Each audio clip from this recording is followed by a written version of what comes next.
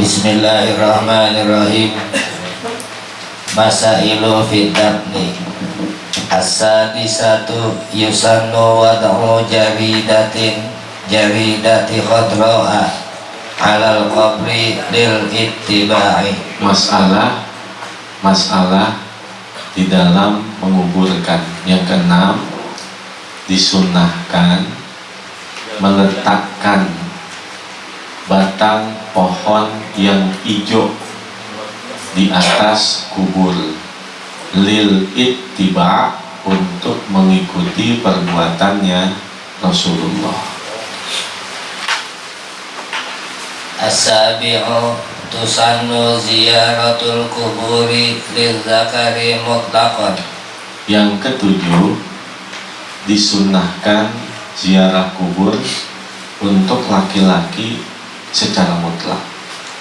Wa ammal mar'atu fatusannu laha li ziyarati nabiyyin aw shalihin wa kadza qaribin. Adapun perempuan, maka disunnahkan baginya untuk menziarahi kubur Nabi atau orang soleh, demikian pula kerabat-kerabat.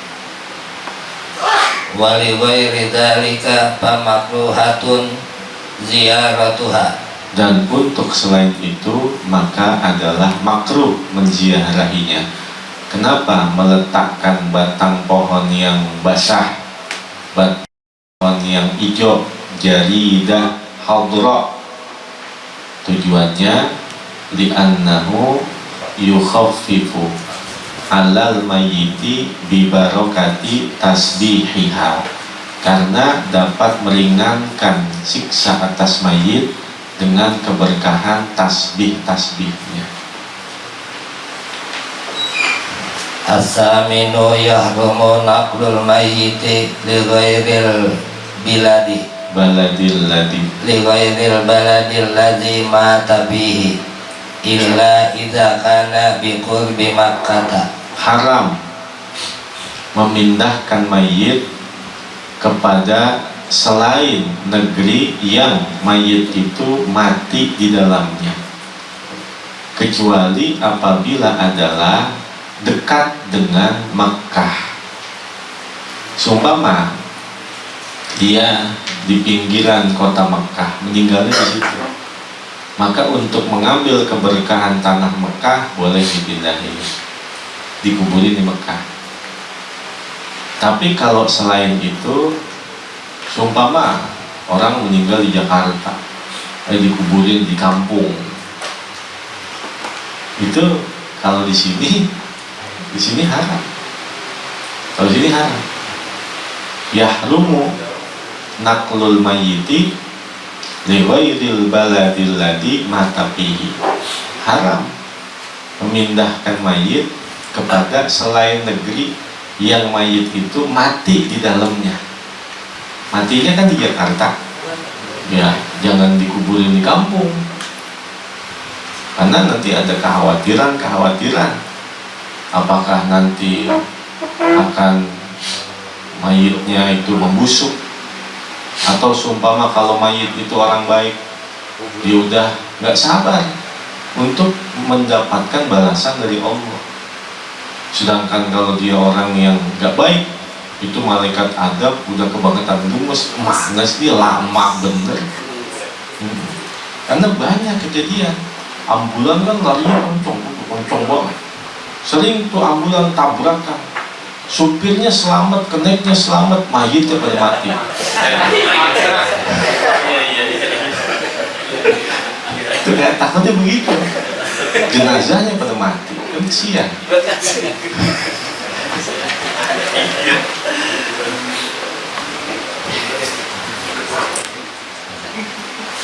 Awil madinati aw baitil maqdisi aw ghairiha min maqabiris sulahai, atau Madinah Al-Munawwarah, atau Baitul Maqdis, atau selainnya dari pekuburan-pekuburan orang-orang yang soleh.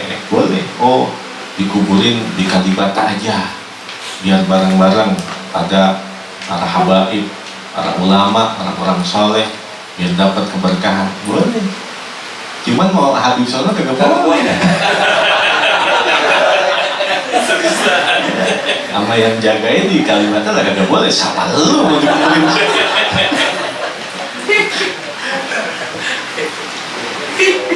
Fala yahrumu bal yusannu. Maka tiada haram, bahkan disunnahkan.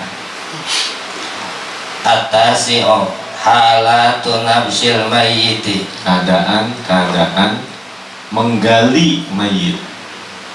Yajibu bihalatin katsiratin. Wajib dalam keadaan yang banyak. Nadhkuru minha tis'atun. Nadhkuru minha tis'atan. Kami menyebutkan darinya 9 macam. Al-awwala lil ghusli idza lam yataghayyar. Yang pertama untuk memandikannya apabila belum berubah. Ai idza dupina biduni ghuslin fayajibu nabshuhu li ghuslihi litasihha sholatu alaihi. Artinya apabila mayit itu dikuburkan dengan tanpa dimandikan, maka wajib menggalinya untuk memandikannya agar sah mensolatkan atasnya.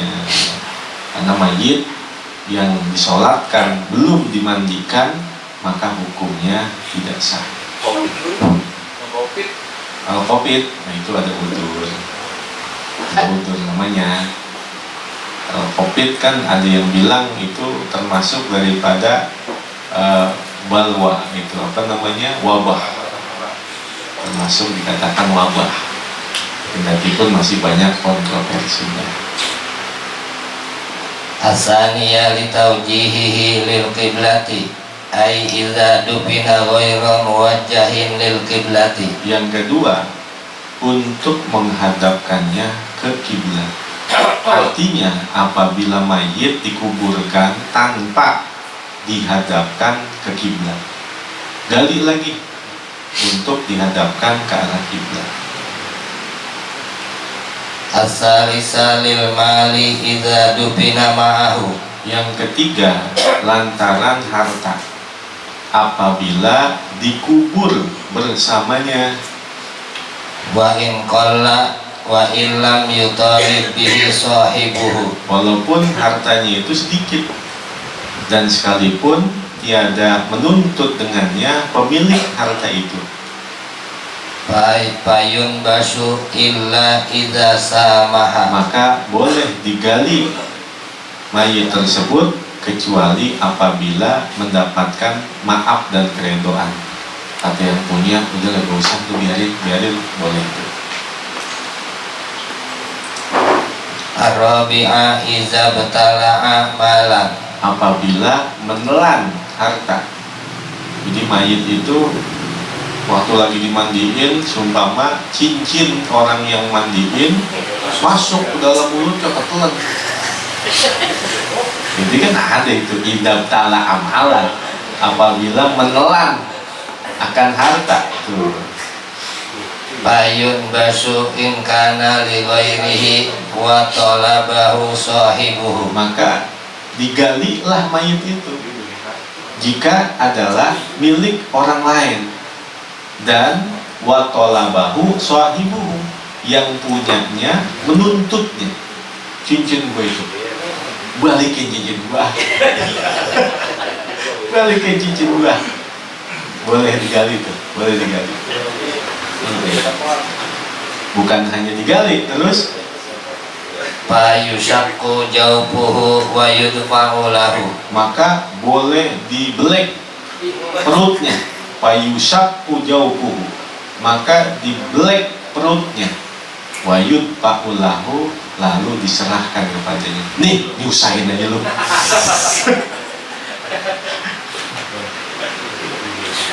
Al-khamisa lil mar'ati idza dupina ma'aha janinuha. Yang kelima, untuk perempuan apabila dikuburkan bersamanya janinnya.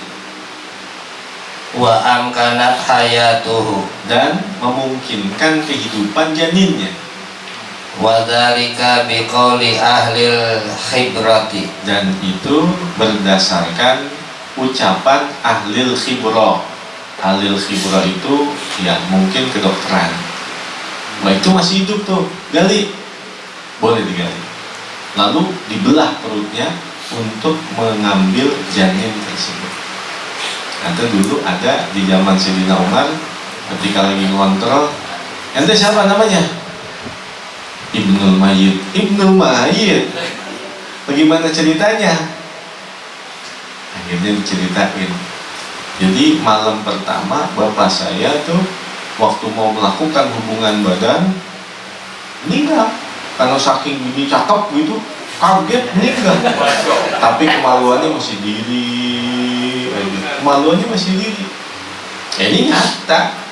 Akhirnya itu orang-orang yang hidup di zaman itu ngajarin udah lu hubungan badan sama dia. Setelah selesai hubungan badan, kemaluannya belum sih. Berarti supaya mati kagak penasaran kan? Udah dapat, udah lumis. Ternyata dari selesai melakukan hubungan badan itu hamil tuh perempuan, maka disebutlah dengan Ibnul Mayyit. Lalu ada juga di zaman Sayyidina Umar, ada orang yang berjuang jihadun fisabilillah, balik-balik istrinya meninggal. Lalu dia penasaran, karena sebelum berangkat dia berdoa, minta kepada Allah, ya Allah, aku titipkan anak dalam kandungan istriku ini kepadamu. Karena waktu itu baru berusia 2 bulan. Pas balik umur 9 bulan, istrinya meninggal, dikuburin. Dia yakin anak saya dalam kandungan istri saya pasti hidup. Akhirnya dia gali, ternyata benar, istrinya melahirkan di liang kubur. Sehingga orang bertanya, dengan kekuatan apa kau memiliki keyakinan? Karena sebelum berangkat saya berdoa sama Allah, ya Allah, saya mau jihad, saya titip anak saya dalam kandungan istri saya. Karena dia nitipin anaknya doang, yang dijaga anaknya doang. Seandainya kata orang, engkau menitipkan anakmu dan istrimu, pasti dua-duanya Allah jaga. Namun engkau hanya nitip anaknya doang, ibunya kagak dititipin. Orang berkata, seandainya engkau menitipkan dua-duanya, pasti Allah akan menjaga anakmu dan juga menjaga istrimu. Namun kan nitipin hanya anaknya doang, ya istrinya meninggal. Kata lakinya, kagak apa-apa, kan saya mau nyalin ya.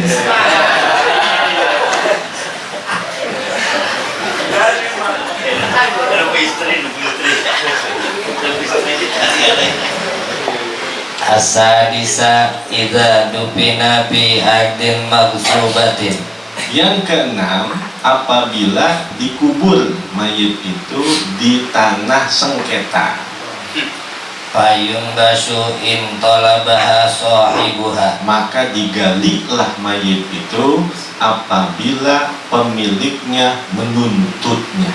Tanah gua ini keluarin, tanah gua keluarin. Nah kemarin di Jawa Timur yang waktu pemilihan tuh pilkada, karena itu keluarganya nggak milih si dia, dikuburin di situ, disuruh gali lagi. Nyata itu yang diterangkan di dalam ilmu fikih. Makanya kalau ada orang yang hidupnya seneng banget berantem, seneng banget bermusuhan, mungkin dulu malaikat waktu menciptakan dia diambil tanah sengketa. Ini berantem mulu.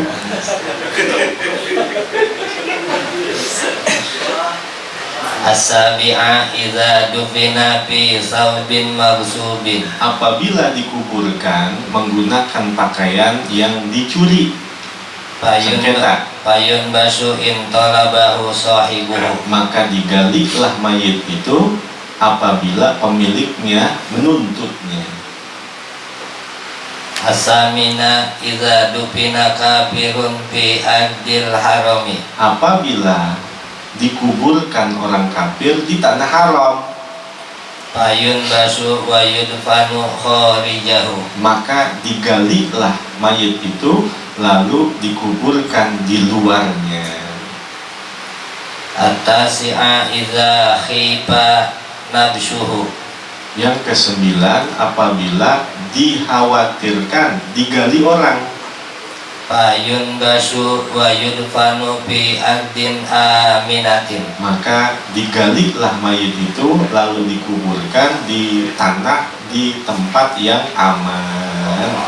Orang kalau meninggalnya di malam Jumat Kliwon,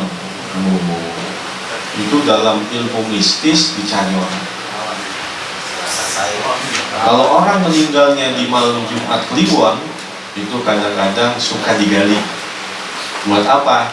Diambil tali pocongnya. Itu apakah buat pengelarisan, buat pengasihan, buat kedikjayaan, dan lain sebagainya. Kalau memang ada kekhawatiran seperti itu, gali aja, pindahin di tempat yang aman. Wallahu a'lam.